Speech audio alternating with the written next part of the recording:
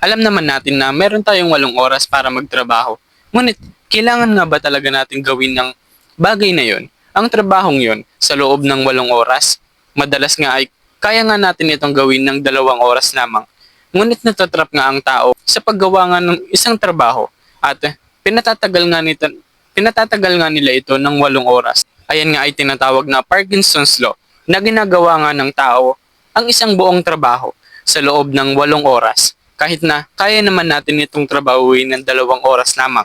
Pansin nyo ba na maraming ang emergency na pinupuntahan yung mga mayayaman na tao? Hindi nga talaga yun emergency, kundi restrict nga lang sila sa schedule nga nila na hindi sila matatrap nga doon sa Parkinson's Law.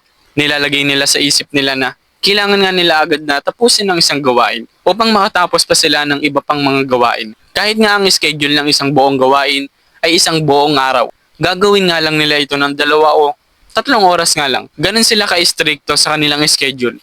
Kaya naman ikaw, isipin mong meron kang 8 oras at meron kang pupuntahang emergency.